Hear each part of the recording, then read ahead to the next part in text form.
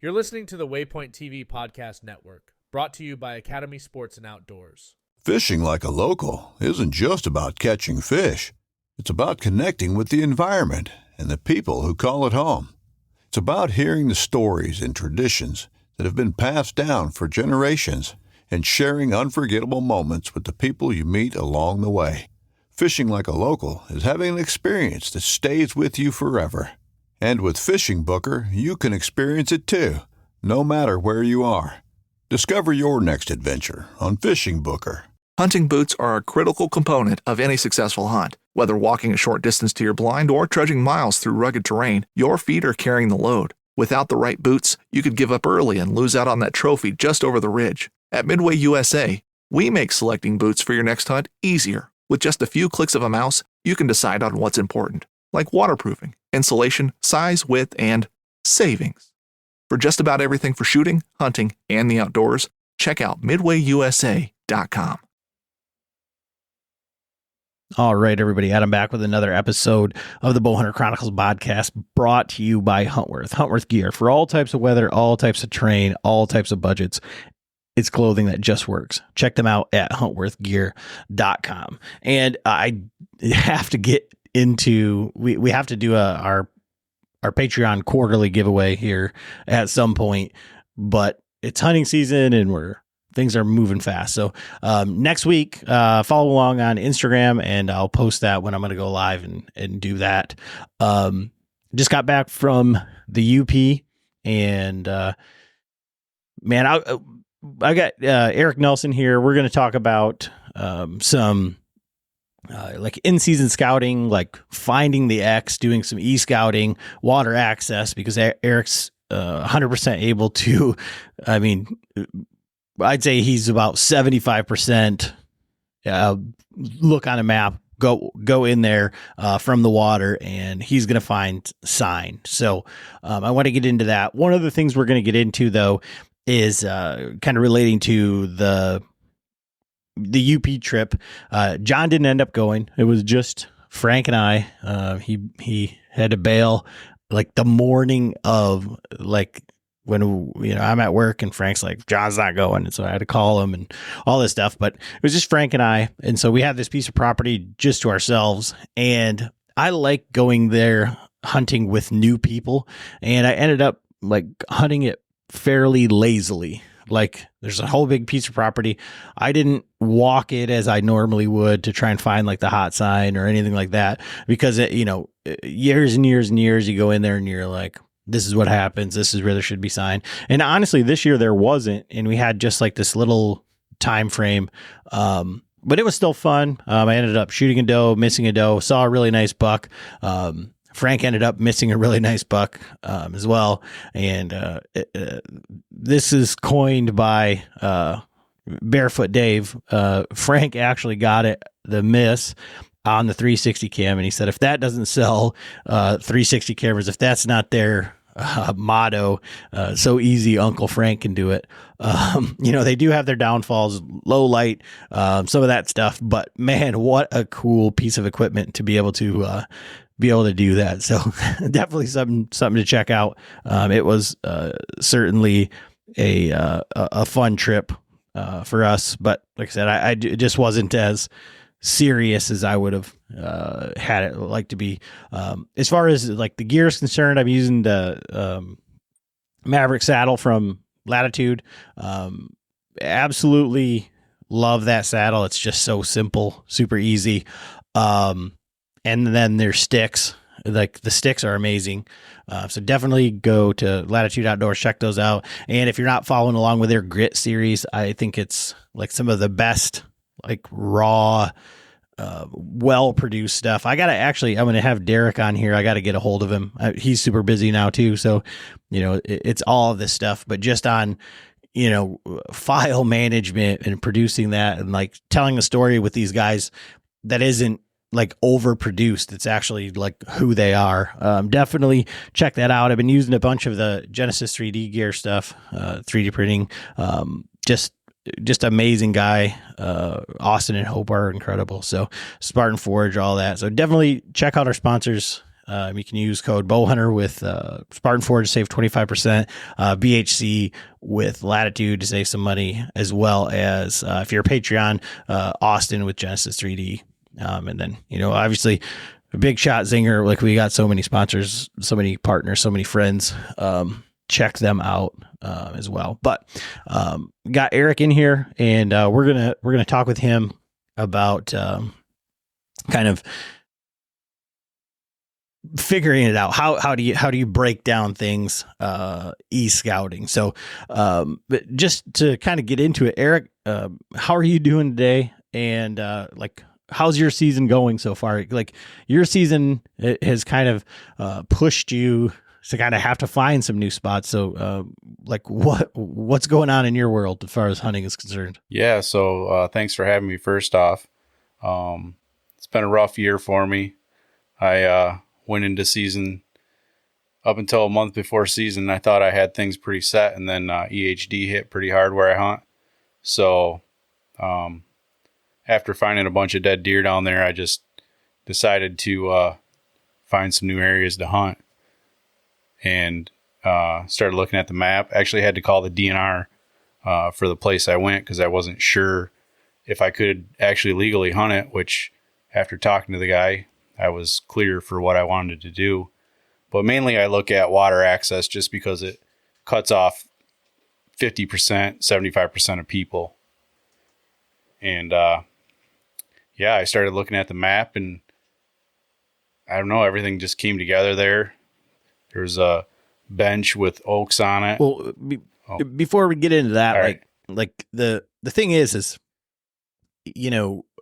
for myself, right? And I was in, I don't know, maybe it's like disingenuous, but I always think of myself as like a regular guy who's like, when I think about a new spot or whatever, I'm helping a guy out or whatever.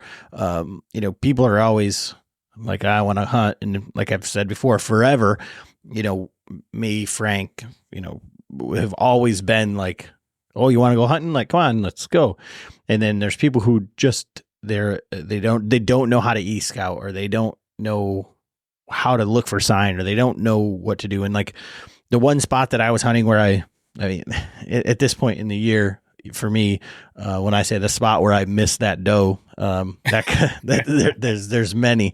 However, I was thinking, like, when I was walking in there, we found a spot. I found it years ago. Went back in there, verified the sign. We put a camera in there, and this is pre-season, and we walked the whole thing. Like it doesn't matter. You're just blowing everything out. You're not worried about deer. You're not worried about access. You're not worried about the wind. You're just trying to, get an idea of how deer are moving through there. Then when I went back to hunt it, I went in. First sit was morning sit in the dark, blind.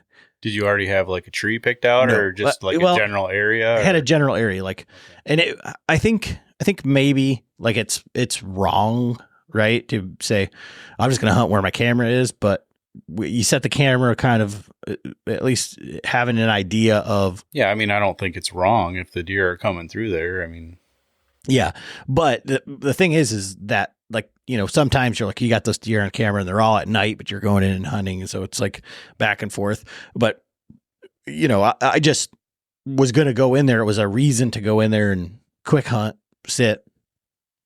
And I mean, it's literally from where I parked, it was 100 yards, but I did about a half a mile, 3/4 mile loop to go around, to drop down the way that, and to go around what? bedding. Like, okay. So like there's a bedding point, and then a real thick, like, it's not a clear cut, but it's just like, you hunted enough, like, of the jack pine swamps, like where you got that like thick area in there that's like trying to regrow whatever. Right. It's not pine, but it's just like maple or popple or whatever. So it's that in this bottom, and there's a bedding point that comes down.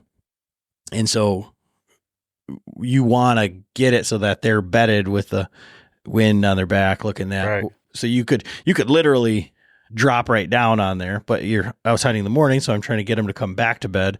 So I walked all the way around and then dropped down, and because they're moving across that edge, there's like 2 or 3 trails that were coming together.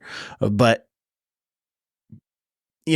for someone who's new or someone who doesn't know how to e-scout, or like I was thinking, like walking in there, like, this is, so it's not like really outside of my comfort zone, but normally what I would do is I would go in there and I would hunt it in the evening first, get an idea, and then plan on like how I was going to hunt it in the morning. But it was just the way that it played out when the deer were in there, all of that sort of stuff. I was like, okay, I have to hunt in there in the morning. And now, walking in there, an hour, 2 hours before daylight, just wandering around, fumbling through this thing. It's, that's intimidating. Yeah. Yeah. And like, so for someone who's, I don't want to say like not good at it, but like not comfortable in the light, it's probably like, there's no way in hell. Right. So then I just go like one further and I say, okay, well, you seem to just be like, you look at a map and you're like, it's going to be right here. And you go in there and you're like, yep, seen a buck. It was, or like, you won't believe the sign that I found. Right.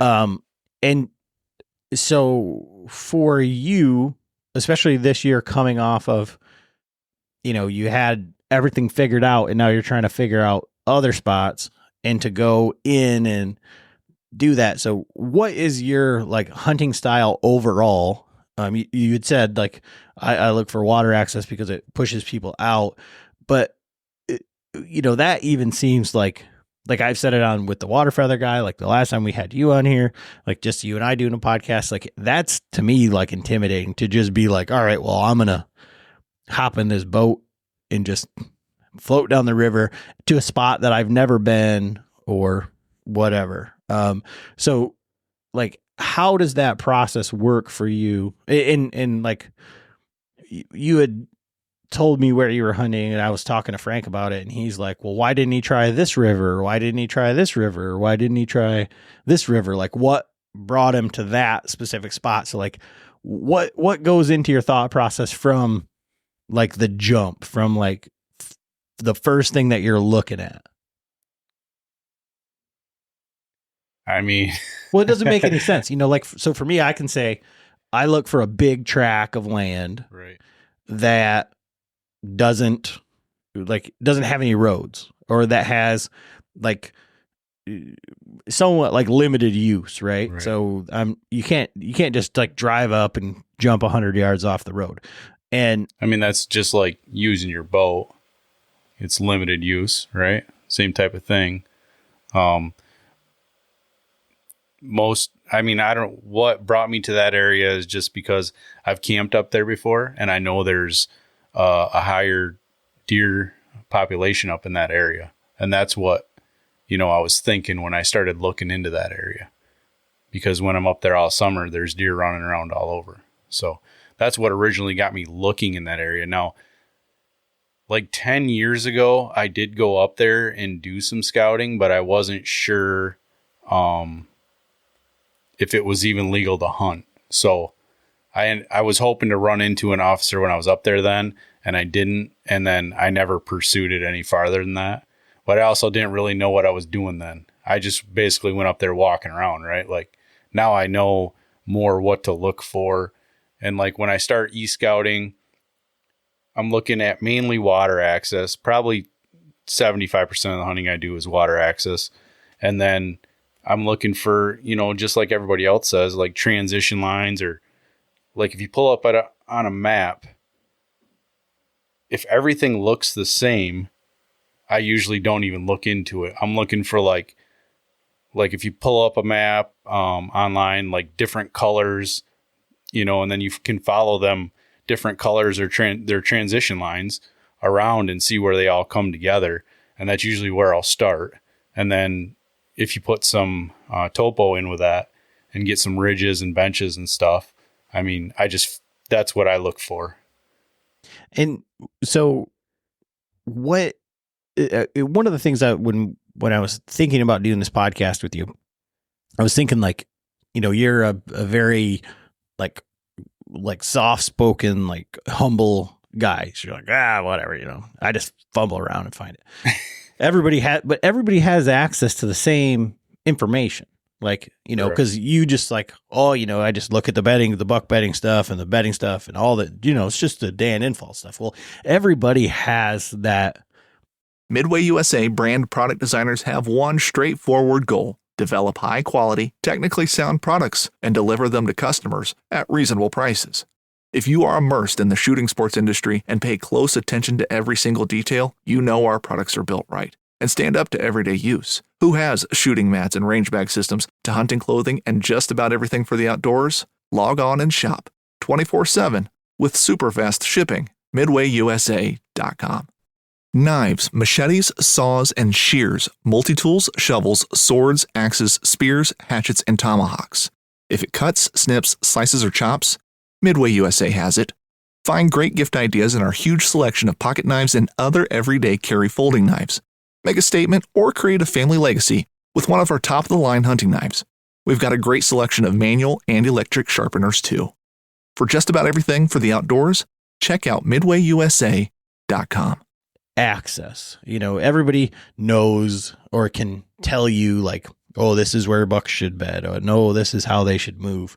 But I feel like there's very few people who can look at it on their phone and then walk right in there to, within, a couple 100 yards of the spot. Right. So like a little bit further, like when you pull that boat up there, like what are your first steps like when you're walking on that land? And it's funny because one of the things why I said that about the UP is that like, the other night you had to sit where you were like, this is the dumbest thing ever, because I sat where there was no sign just because I was just off history. Yeah. I sat there. Yeah. And that's what I felt like in the UP. Like my dad wanted me to go set this camera. He's like, I needed you to set another camera. And it's a spot where the buck that's right over your shoulder there. I killed that one, the little one. But I had missed a bigger buck earlier in the morning. But it was raining the first day we were up there. And I walked all the way around and I walked a transition line. And there was no scrapes or anything, but there was just a couple little rubs on the backside of this bedding. And I'm like, on a south wind, like, you can kill a buck right here. You can kill a deer right here. And why did you think that? Just because there was a couple little rubs? Just it was really because, like, historically, I know that this area holds bucks, and there's a couple of ridges that come down like this. Where those ridges come down are on either side of this thicket. So they did a whole bunch of logging back in there. And it's really odd logging, and it looks like all these fingers. Like they made these like stripes through it because the logger, quote unquote, I don't know who they used or why, but he was a deer hunter, and he said, I know what you guys want. So it's like all these like rifle shooting lanes kind of. But fast forward 5-10 years, you can't see down there, and it's all thick, but it's different. There's like all types of different habitat. But there was a couple of like big, maybe, 2-3 acre areas, maybe a little bit bigger than that. One of them's probably 2 or 3 acres, and one of them maybe 3-4 acres. That it was like too wet for the machines to get through, so they just left that. So it's like all super super thick with like new regrowth on the edges.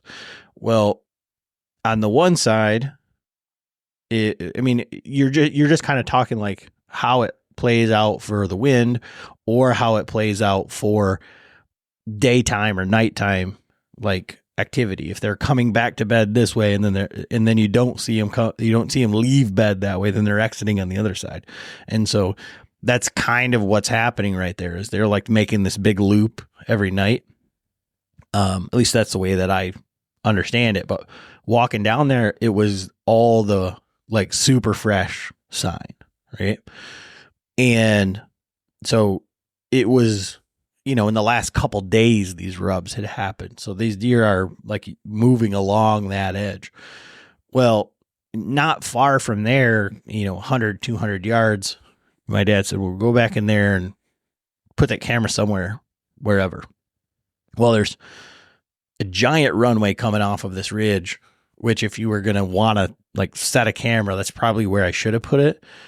But then up, there was a runway coming down off of the ridge, and then there was a runway, like a more faint runway going right along the edge of the thick stuff. So this runway dropped down off of the ridge and went into the thick stuff.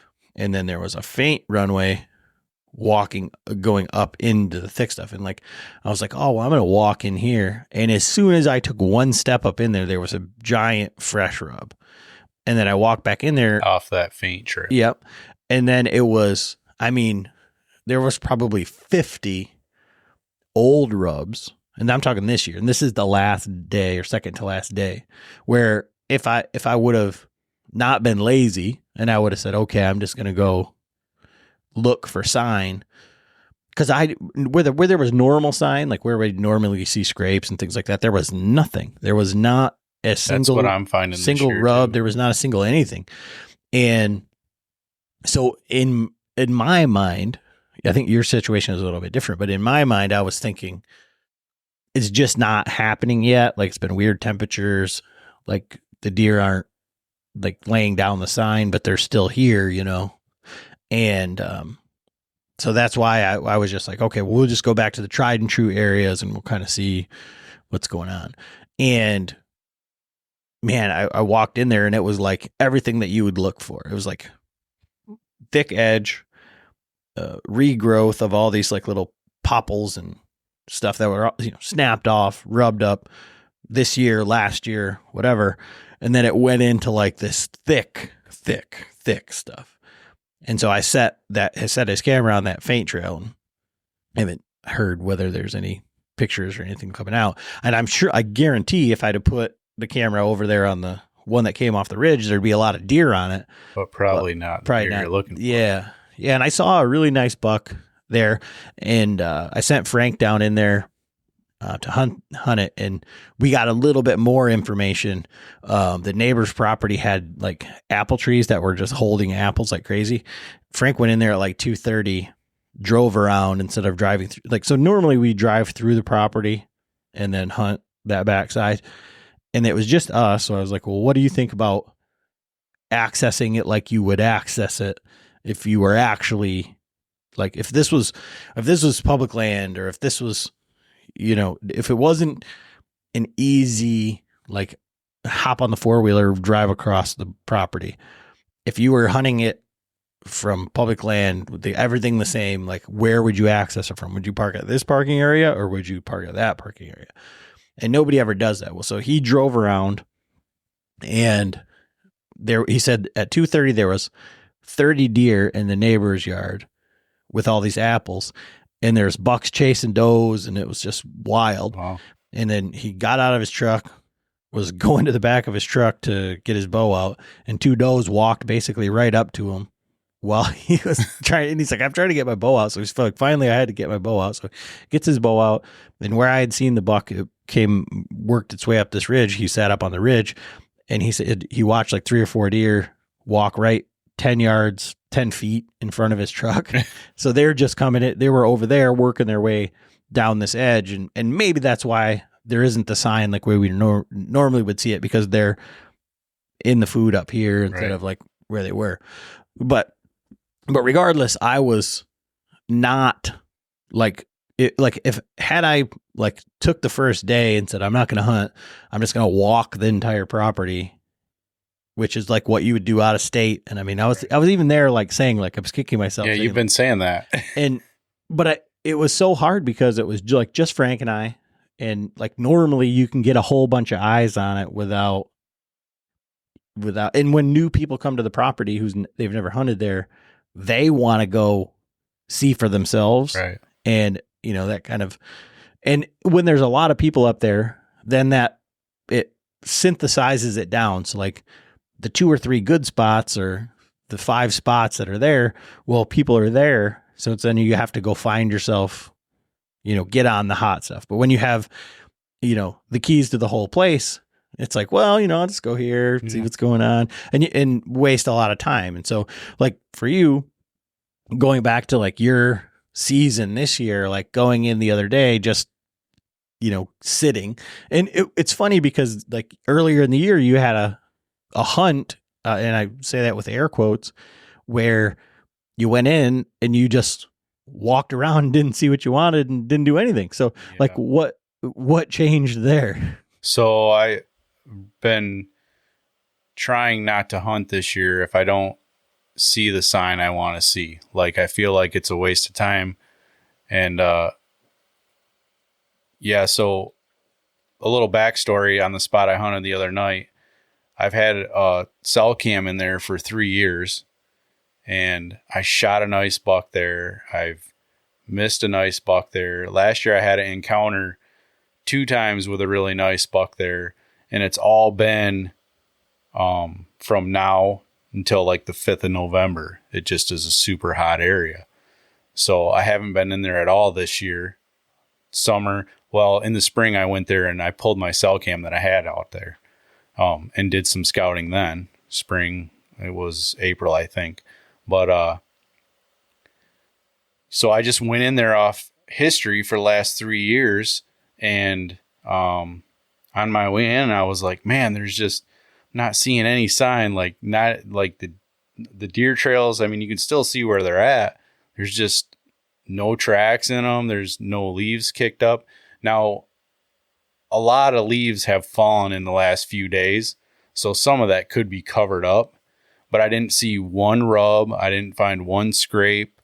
And I just went in and climbed the tree, and I got up in the tree, and the whole time I was like, man, this is silly. Like, I didn't see anything. Like, if I would have went into an area I didn't know and seen nothing, I wouldn't have stayed there. I would have went and scouted somewhere else or did something else. So the whole night I was just, thinking I'm just wasting my time. I'm wasting my time. And I didn't end up seeing anything. So I should have just got down and scouted around. But, knowing what I know from past years, I figure if there is any, bucks in the area still, they're probably going to be doing the same thing. So again, like back to like what I was saying, before I kind of went into the UP stuff, is like when you go into a spot, like how close are you hunting to the boat? Or, I mean, are you trying to get like right on the X and just pop off? Are you wandering around? Like what is like the decision making process, like from the e-scouting to like boots on the ground, and then in those water access scenarios, like what is like the most effective or I guess fruitful sign, like what the productive sign, that's the word I was looking for, that you've found. So like when you're looking at it on your phone, what is it that says, okay, I need to go here for the boat, and then how far are you going, and then what makes you stop and say, I gotta hunt here? So I hunt anywhere from basically hanging right over the boat to, I'll go in as far as I need to go, whether it's 100 yards or 300-400 yards or whatever it is. But typically what I try to do, especially in a river bottom, is I look for fingers of trees between marshes. That makes a good pinch. And then usually where that opens up into the bigger woods that's more open, there's usually a scrape right there. And then usually those fingers between the marshes will have rubs in them. So that's usually what I look for. And I try to, in those areas, I try to locate when I'm e-scouting what I think is bedding. And usually that's, like an island in the marsh, or like some real thick, like red brush they bed around that's in the marsh, stuff like that. So one thing, I don't know, like I'm trying to relate it to like whitetail hunting and like what you said, but if you go back and listen to like when we were talking about our elk hunt, right? Like when we were in an area with a ton of elk, and it was really interesting to see the like generalities and then the like what the elk are actually doing. So you say, okay, it's got to be north facing, it's got to be this much, blah, blah, blah, blah, blah. But these elk were everywhere, right? They could be everywhere. And why I relate that to this is because when you say, like, when you look at it and you say, okay, this is what I think is bedding, like, I know I've hunted with you. I know what spots you're talking about. And I know what, like, the generalities. I mean, we went and did the Dan Infolt, scouting seminar. So I've seen what he looks at as bedding. I've seen what you look at bedding. And then I also know that, like, you and I hunted and we walked all over this entire marsh and we found like 2 little tiny rubs. And we're like, okay, we're going to sit here. The wind's going to play like this. This is what's going to happen. And then a little 4-point gets up that was like, must have been laying on the bank of the river, like right behind us, and walked right upwind, like through us. And that was not, I mean, I don't think that's what you would consider bedding. No. And I know, like, that it did make sense though, because that buck would have been on that oxbow. Yeah. So it did make perfect sense, but like, and I know that there's been times like where you've been sitting and you're, downwind of bedding over here, but then there's, I think of one like little spike or 3-point or something that was like bedded in the cattails, like right out halfway between where it should have been, where quote unquote like bedding would have been. Right. And so it's like, that's the hardest part of the whole thing.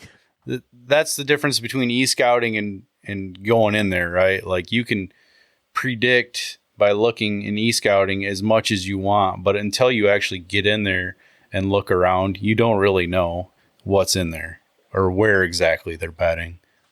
So back to that, like, what are the like main factors that like set up, like stack, if you were to stack a whole bunch of things for success? Because, when you say, okay, fingers in the marsh, when you say scrapes, when you say rubs and things like that. And I think about like a place in particular by the Patreon hunt where it's like that drew everybody, the first year, like everybody's got to go look at there, but there's like, it seems like it's very nuanced, like in some ways, because there's multiple fingers, but all the fingers don't lay out the same, but there's the same kind of stuff on each one of them. You'll find rubs going along the pinches. You'll find scrapes here and scrapes there, but there's not like the there's only a couple of spots that are like the spot. Right.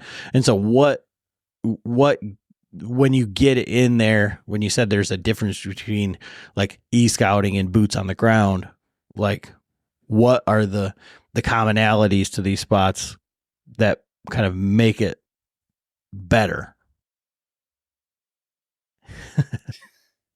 Come on, we want this. You're supposed to say it's situational. It's situational,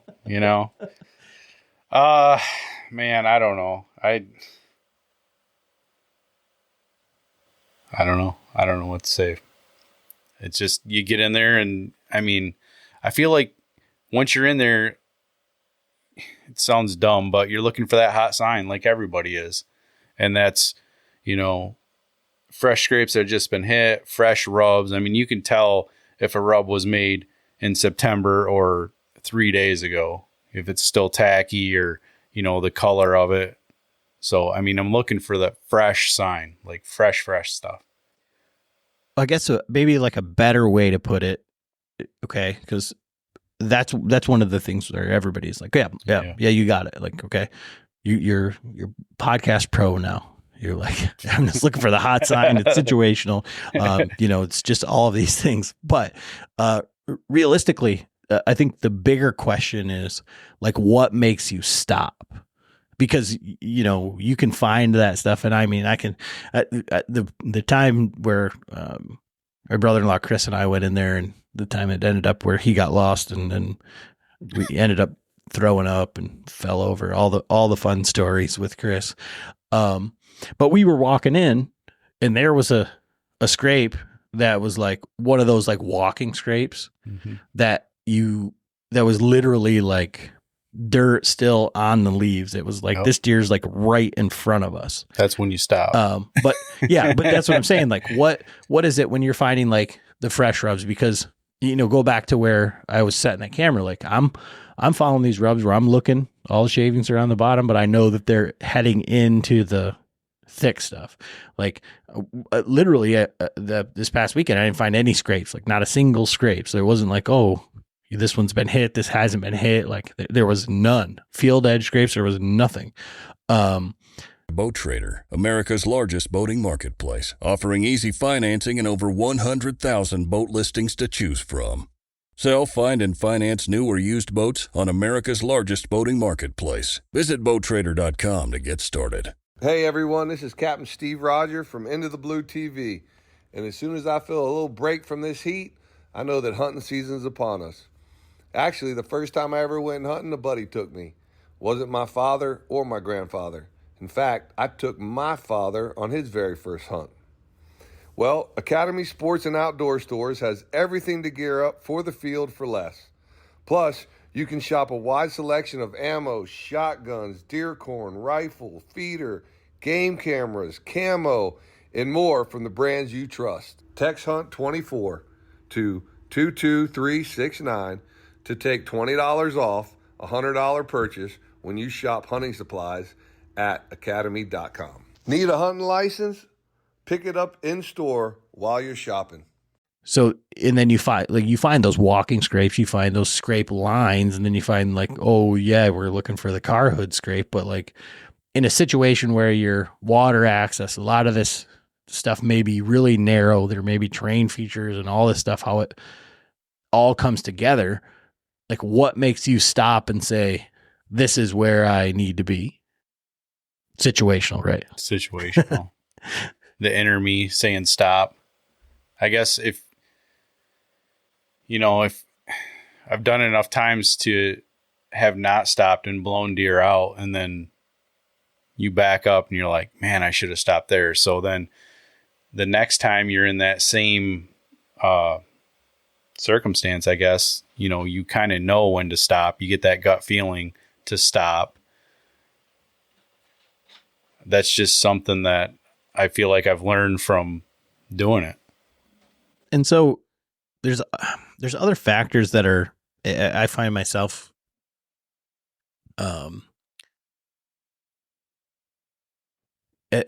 like looking, and maybe it's because of, maybe now it's more because like of having the longbow. That's one of the things, like going up there, I had the compound and the longbow, and I ended up killing that doe with the compound. But I look at the trees different. I look at everything, and in those river bottoms, the trees, they're either really big or really shitty. It seems like. Yeah, it's usually the shitty ones I'm in. So the worst trees are usually the best ones. Yeah. So how are you judging like that, like where to set up for cover, for shooting, like for the wind, for all that stuff? I always try to set up to where I can shoot an edge or transition line. And I always try to set up, in a tree with cover. I don't want to be just a big bump hanging off the side of the tree. So usually it's a split or multiple trees that come up in one spot. And even if I'm 5 or 10 yards from where I actually want to be, if that's the tree, that's the tree. So one thing I'll ask you in all your setups and all your, because I mean, I don't like try to quantify it. Like Eric, I would say probably over the last 5 years, you've had how many encounters with like mature bucks? Like not that you've killed, but just like at least one a year. I think, yeah, there's more than usually 2 or 3 encounters a year. Because it's like it's in a. It seems to just be, like you said, on a whim. Not on a whim, but you're like, the wind is right. I'm going in there. I'm going to this spot, and then you're right. Like, that's the way that it has happened. And the reason that I'm asking this is because I see a lot of these guys who set up and they're always in like the super thickest stuff. They're like right in the thick. And I feel like I hunt more like you do, where I'm like on the transition line on the edge of the thick, and I'm in the open, Right. I think. And these deer are moving through the thicker stuff. Right. Like, so in your setups, how close are you getting to the thick stuff? Or like, because there's people who will say that, the deer, they want to make sure, like these mature deer or whatever bucks, they generally want to have something touching them. They want to be in an area where they feel secure. So like, what has been your experience as how these deer are moving through there? I'm usually right on the edge if I can be of the thick stuff, because from what I've seen, they're usually in the thick stuff or right next to it so they can duck into it if they need to. So I'm right on that line typically. And then when you're talking about like situational sign, been burned before, all of these sort of things, like, are you of the mindset like Dan Infalt, John Eberhart, like every sit you're going to kill, or are you observation or stage hunt any of these areas?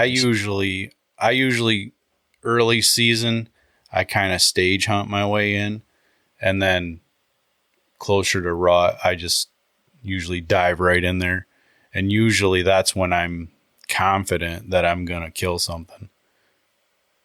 So breaking it down for like the time frame, because you're right. Like, you're usually from like right now, I want to say Halloween is like your day. Like right around there usually. That's the day. Do you think that for you, this stuff kind of plays out a little bit better? I don't want to say like easier, but it just kind of like makes a little bit more sense for you to be like on the X, because in these marshes or in these areas, there's only so many places for them to go. Like, it's kind of like all the things stack up to like narrow them down to like one area. Yeah, I do. I really do. I mean, yeah, that's usually the way it goes down. And so that's all just these, I guess, when you're in this time of year, because I feel like there's this big misunderstanding, and I would even say for myself, of the pre-rut and rut activity, right? So all the scraping and all that sort of stuff is kind of like pre-rut, laying down sign. How much of that, as you're getting into this time of year, so like this next week and a half, 2 weeks, is scrape activity, or just like being on the X? Because I feel like I don't even look at scrapes typically, because once it's like Halloween in Michigan here where we're at, it's like on, and there can be scrapes around, but I'm not focused on them. I'm just focused on the downwind of the bedding areas, the doe bedding areas. So I hardly even see bucks hit scrapes, honestly. So when you say like, when you're saying that there's scrapes at the end of these fingers and rubs and stuff, like, what does that, like, because earlier you had said, okay, that's what I'm like looking for, that those are the things when I get out of the boat that I want to see. Like, what are those? So then what are you using those for? Like, what do they mean to you? Well, they're typically coming out of bedding. So, I mean, it helps you locate bedding, I guess. Okay. So again, I'm thinking about this from like a guy who doesn't know how to east scout. Right. Or like they're saying, okay, I don't know.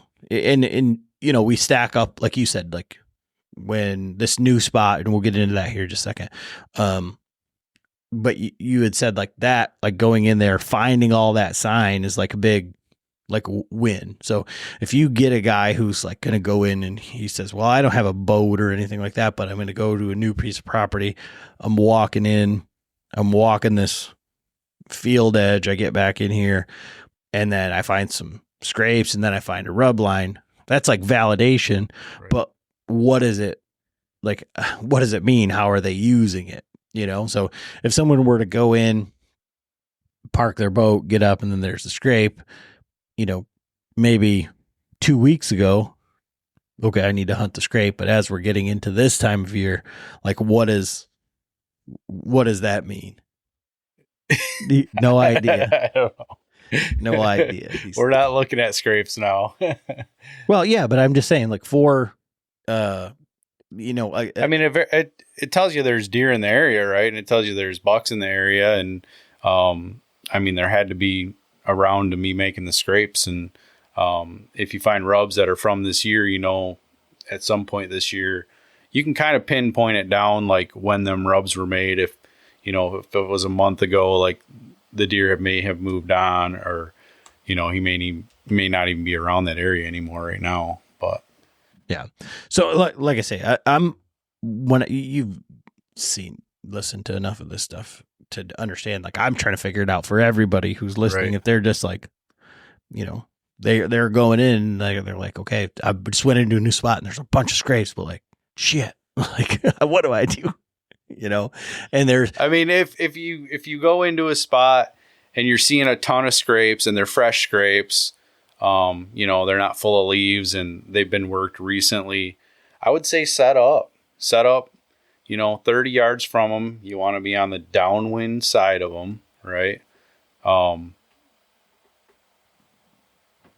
And see, just observe. I mean, that's what you're doing anyway. Even, I mean, you need to see what's going on in that area. That'll help you figure it out more than anything. You know, the sign is there. You know, there's deer there. So if you set up, then you can see deer, see how they're using the area, see where they're coming out of bedding or going into bedding or whatever they're doing. Yeah. So, and I think this is really fun because you're like, I don't know. Not very good at explaining stuff.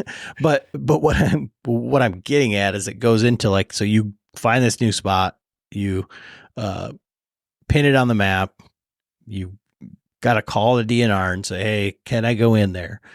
You drive an hour, you pull your boat in, you go over there, and then the guys that are in the Marco Polo group, you know, they were there for it in real time. But like you park the boat and then what? So I parked the boat and, you know, I had no idea what I was getting into because, like I said, never been there, just e-scouted. That was it. And thought, man, this looks like a good spot. I want to check it out. I get off the boat. There's kind of like a little thicket right on the lake edge there. I get through that. And there's just rubs everywhere. I mean, I don't know that I've ever found an area in a 100-yard stretch. There was 20, 25 rubs, and some were from earlier this year. Some were more recent. Some were super fresh. So yeah, I, you know, did a polo and I was like, holy cow, like I don't even know what to do, which I know what to do, but it just blew me away because it was just amazing to me to pick that spot, get in there, and then see the sign with never being there. So then I walked the edge, and then I found a scrape that was super fresh. So that's where I set up that night. And that's not for you, I feel like, uncommon, right? I mean, like we hunted in Missouri. We go up, climb the top of this hill, we go across the lake, climb this hill. There's a whole bunch of scrapes there. Eric says, I'm just going to set up right here because it makes sense. And then he can't figure out his equipment and has 2 bucks walk right underneath him with his stand in his hand, his bow on the ground. I mean, Yeah. stop me if you heard this one before. That one still hurts. But it's you're right more times than not. So with like, I feel like you're someone who's like able to like read the wind and topography with water like more than anybody else, because I feel like at least in your mind you're like where like a Dan Infalt or somebody like looks at a cattail swamp and says, well, I can already X all this off. And I feel like the way that you look at it, and I guess it's true, but it just isn't like intuitive to myself, or, I don't think a lot of people think of it this way, but it's like, well, now we've already eliminated everywhere where the water is. And now we just have like, this is just think of the water as roads, because that's basically what they are. So it's just different access points. But that generally speaking, the deer aren't going to just cross the road, right? I mean, it's just like it's like a moat. Yeah. They don't typically, they will cross the water, but man, it's rarely just, I have not yet to see one actually crossing the river. But you have one spot where it's pretty shallow and there is a pretty good, it's a pretty good crossing. Yeah. That you've got, I think you had a camera there. That was pretty cool. Yeah. You might be thinking of Bergie's. No, I'm thinking of like right across from a boat launch. Just down from it. Yeah. I guess you could get to that one if you had waders on and not a boat. But. No, I'm not talking about for people. I'm talking about for deer. So where, I think about like where we were at in Missouri, like those deer kind of in a way, like had painted themselves into a corner because they were so far out on those points. Blocked themselves into a corner on a peninsula. Yeah. And it's kind of like the oxbow stuff where, yes, they can cross the river, but like some of the rivers that you hunt in some of those areas, it's not just as easy as like where I was up by the Patreon hunt, last like December or whatever was a oxbow, but the river there was so small. It's just a couple of jumps and, they maybe have to swim a little bit, but it's not big. It's not fast current. It's not anything like it is in some of these other areas. If you bust them out of there, I don't think they care if they got to jump in a big old river like they're going. Yeah, no, I understand that, but I'm just saying, like in my mind, it's all the same. Like the oxbow is a peninsula is whatever, but like, yeah, when we were in Missouri, if they busted off of that peninsula, they're like, I'm not gonna die, right? So I'll swim across this freaking lake, right? But it would have been less advantageous, than doing something different. Right. So I don't know, but I just think like for you, like it just lays, I don't know. I don't understand like the oxbows and, I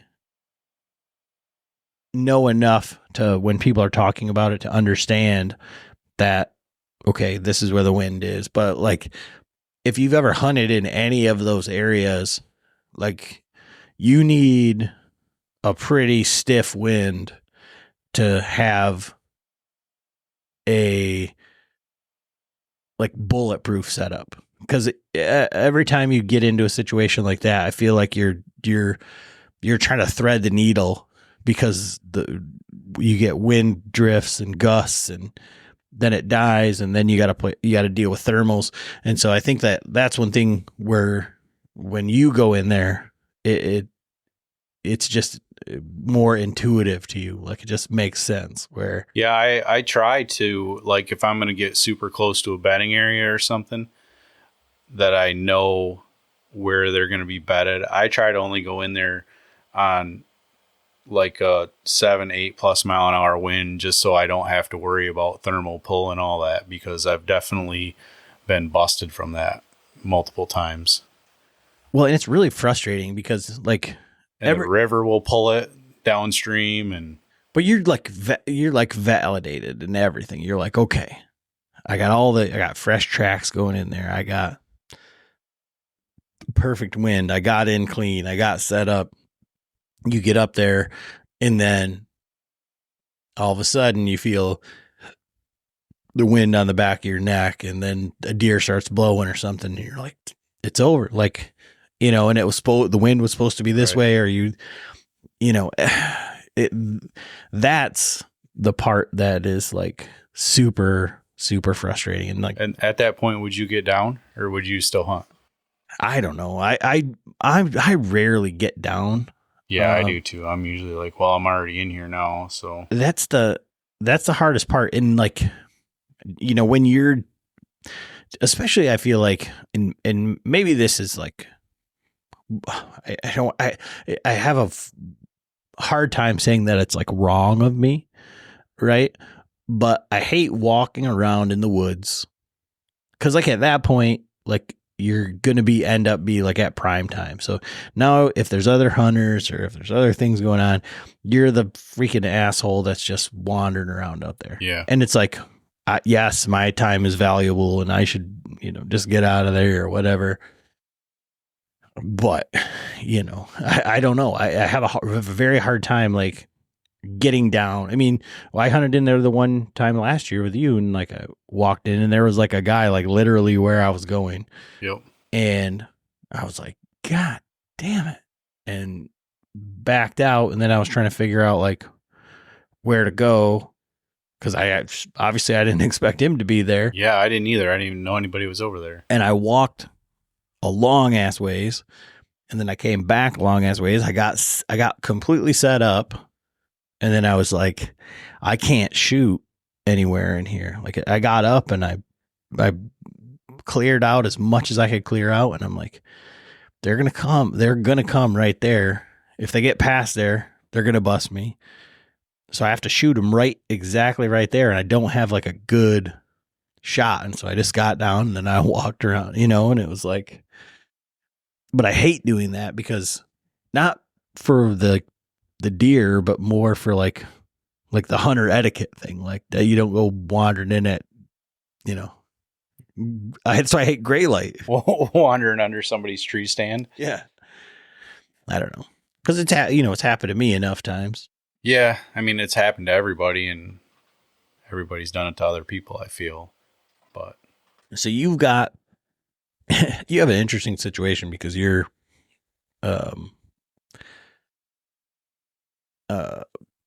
PTO resets like right after like that good November window. 5th. So, like what's your strategy going forward here over the next week? I'm actually going to focus more on that new spot that I found up north. I wanted to stay. I didn't want to go in there and just tromp through that whole area, but I'm going to dive deeper and I'm going to try to access from a different side without the boat actually.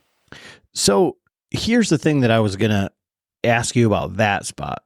And I feel like, cause you've gotten really close and you ended up, you just glossed over this part, but you got that buck on camera, a really, really nice buck, on camera. And in that situation though, have you got any other does on camera? I got one doe. Okay. So that was one of the things that you said, okay, is at this time of year, you just want to be downwind of doe bedding, but without tromping in there. Yeah. Like now you have this like huge decision to make, which is, well, I've hunted it three nights now and, I haven't seen a deer. So even though all that sign is there, I have to go. So I was looking at the map and I think I found, so there's also a marsh there and a pond that I was expecting them to be bedded possibly by also. So I'm just going to dig in deeper and. What's your favorite hunting tradition? Is it the thrill of the early morning, the sound of the woods coming alive? My personal favorite, the smell as the seasons change. Who was it that first took you out on your first hunt? Maybe it was your dad, a grandparent, a good friend. Hunting season is more than just a time of year. You know this. It's a way of life passed down through generations. And now it is finally here. Whether you're heading out for the first time or for the 50th, Academy Sports and Outdoors has everything you need to gear up for the field and do it for less. Find the ammo, shotguns, and rifles that fit your hunting style. Grab game cameras and camo to ensure you're fully prepared, all from the brands you trust, all in one place. Text HUNT24, that's HUNT24, to 22369. Again, 22369 to take $20 off your $100 purchase when you shop hunting supplies at academy.com. And if you need a hunting license, pick it up in store while you're shopping. It's just one more way Academy Sports and Outdoors makes hunting season easier. See if they're in there. If I blow it out, I blow it out. At this point, I feel like I have to. So then that's what I'm saying. Like, so is the plan then to, if you think they're bedded on that marsh or in that marsh or whatever, just to get downwind of that, yes, look for a runway coming out of there. And then are you looking for perpendicular runways to like a major runway, or are you like, how does that like nuance part of it go? I'm just going to look for multiple runways where they come together. And hopefully they're bedded in there. I mean, I don't know. I don't know what else to do at this point. So, yeah. And that's the hard part. That's why I was asking if you had any other deer on camera, because like you have like you have the deer that you want to kill. Yeah. But you've had 3 sits with no deer. Right. And you've had no contact, so you don't know if he's just if that's just the way. No, okay. So have you hunted it morning and night? I have not. Okay. So I've hunted, and you've got pictures of him. I hunted it Wednesday night, forgot the SD card for the camera. Hunted it Friday night, set the camera, and then I got a picture of a duck hunter walking by Saturday morning, and then Sunday morning I got a picture of him. And then I hunted Sunday night because I thought, by looking at the map, I thought I knew where he was bedding. And there is like a small bench right there with some oaks. The first night they were dropping heavy. Friday night there was only a couple that dropped, but when I hunted there Sunday night, I was about 75 yards farther north, and there was quite a few oaks dropping there. So I was hoping he would come out of that bedding up to that bench to hit them oaks before dark. But yeah, and then Monday morning I got a doe on camera. So have you considered a morning hunt? Yeah, I have, but I can't until the weekend. So and then and I have to see what the wind's doing, and you got to see where the duck hunters are. That's the problem. That's what I'm worried about. I seem to run into way more duck hunters in the mornings. So do you have an idea? Like, so you saw the duck hunter. Mm-hmm. Do you have an idea of where he would have parked his boat? Like where he would have been? I don't. I mean, you can access that from land, but the problem with it is you pretty much have to go right through the bedding area to get there. And the duck hunter doesn't care because he don't care deer hunting. So, but I'm just wondering if you get in there because, you know, with Michigan and spots, and all the stuff, like, you know, you could literally just get in there like super early, park your boat there and leave a couple like lights on.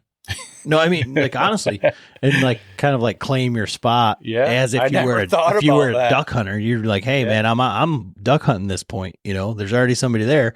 So, you know, whether he's coming on a boat or something like that, because I mean, that's what my brother does. Like for duck hunting, it's like. And, I mean, that's a great option. I never even thought about that.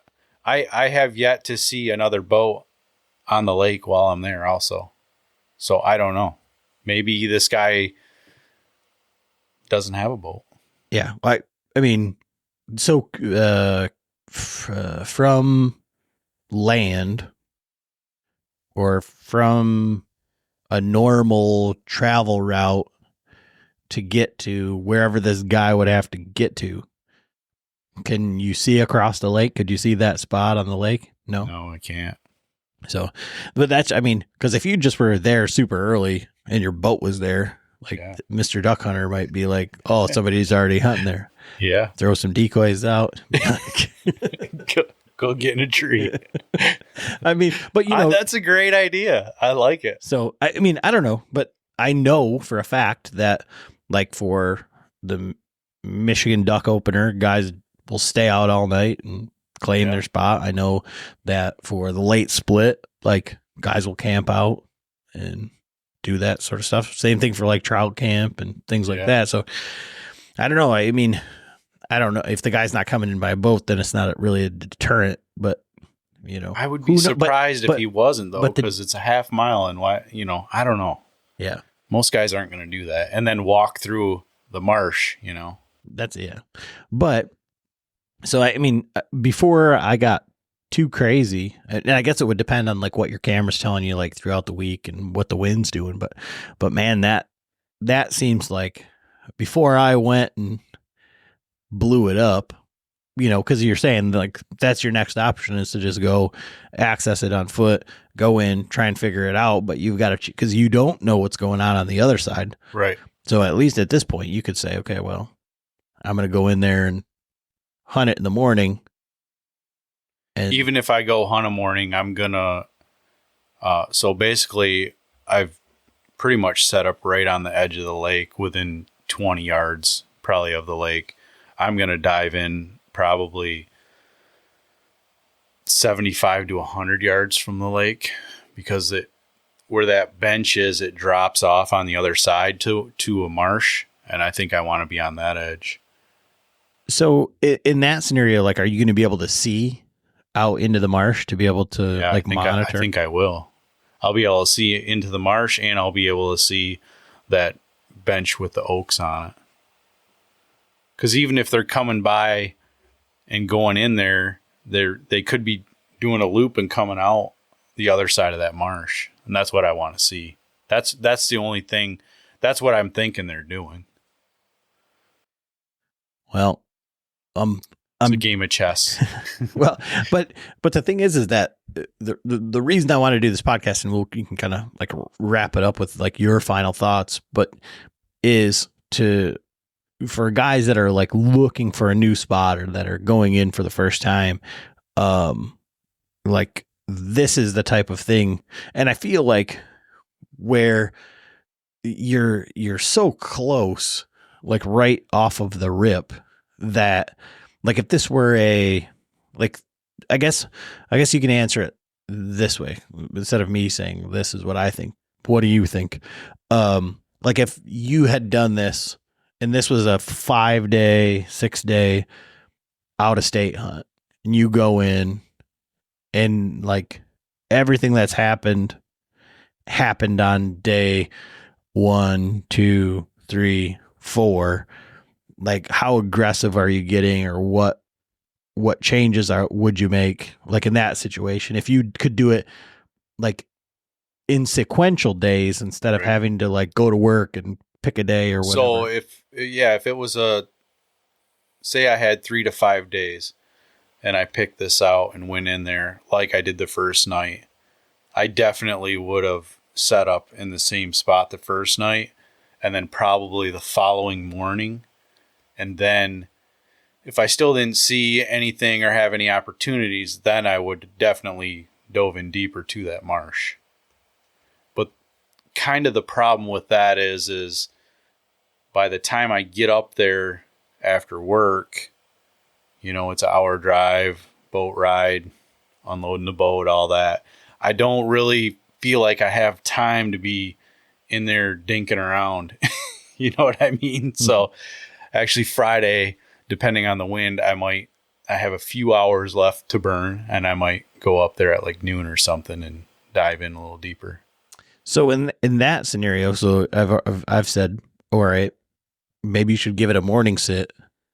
And it's so strange because whether you have you just know that the deer's in the area and you got one photo of him, but even if you don't have any more photos, you've already verified that he's there, right? And I mean, I didn't even need the photo to verify that they're is a buck there, obviously.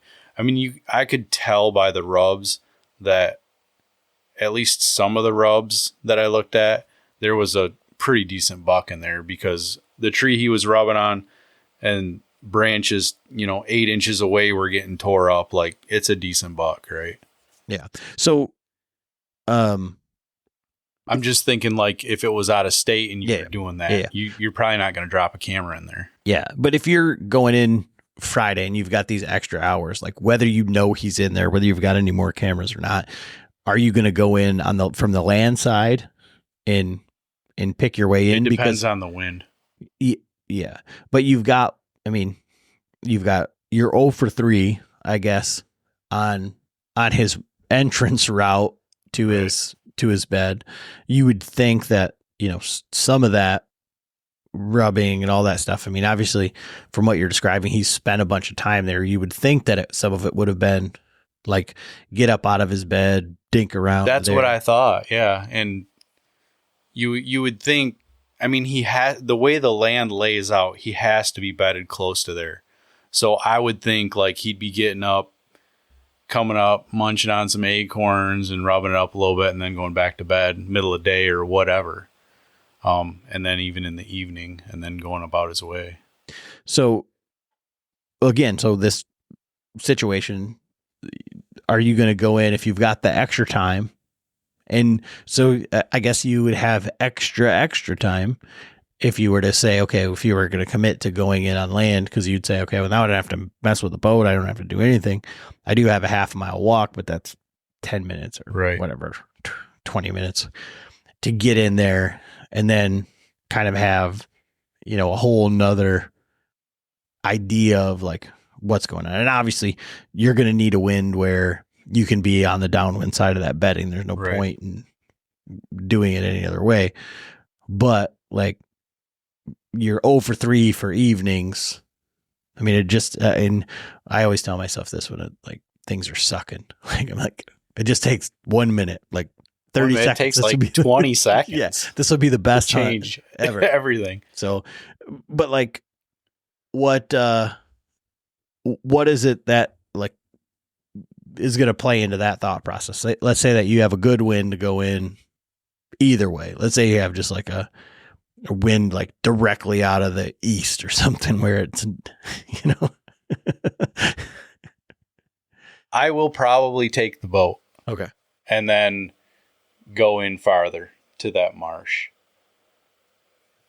But if the wind isn't right for that, then I will go in by land. And there is some points that I'm super interested in the south, on the south side of that, but we need a north wind for that. And I'm not sure what the wind will be Friday. Okay. Either way, I'm diving in farther, whether it's coming in from the south or diving off of that oak bench down into that marsh. Okay. So the 3 nights I did hunt, take it for what it's worth, I guess, but 125, 150 yards out on the other side of that oak bench where it drops down into that marsh, the blue jays were going crazy at like 6:00 all 3 nights. So that could be a good sign too. And that's the same, you can get there with the same access. Right. Okay. And that's very unintrusive access coming in from the lake. Okay. All right. Well, I mean, obviously I'm rooting for you. I want to see how this plays out. And, thanks for coming on here and like kind of opening up a little bit of insight, because like I say, I really truly feel like, for you to go in and just be this close, like this often, can really help some people out. It's years of doing it to know what to look for. And once you find you e-scout and you find something and go in and you see how the deer are using that area, you can take that spot that you're in, that you e-scouted, and put the same, use the same terrain features and into a different area. And a lot of times it'll play out similar. Yeah. And I mean, you can, I guess that is true for everything deer hunting, I think, except for this time of year. Like, Yeah. And that's the hardest part. The only thing that's consistent, I feel like, is like, this is going to be what bedding looks like. And this is where I can be on the downwind side of it. Right. So, but man, I really appreciate you coming over and hanging out. Yeah. Thanks for having me. And, I wish I was better at explaining stuff. well, but it's what's funny about that. And I was thinking about it when we were talking, and you kind of, you get kind of like where you fumble and you're like, but I was talking when I was in the UP with one of the Patreons. He lives up there, and he was saying, like, when guys can't really explain it, it's like but they're doing it. Like, it just is like a woodsmanship thing instead of like look at me, I'm going to explain how to do this thing. Yeah. It's just like, I just know how to do it because I do it. Yeah, but I can't say that. I just know, just been looking at e-scouting long enough. I just know what to look for. Yeah. But it's like, but like when you go in and you have that, like, you just have the feeling, or like, you're like, okay, this has to be it. And I feel like, again, like that's where I feel like I can do that on deer, but I can't do that on like mature animals. Like, I can go in and be like, this is where the deer are and this is why, but I can't do that when it's a mature deer, especially mature buck. Like, this is how they act. Like, no, I don't know. I have no idea. The only way that I know how they act is get downwind to bedding, and then just like, eventually it'll happen. Do that enough and it'll play out, add up. So, but yeah, anyways, I appreciate it. And, yeah, thanks a lot.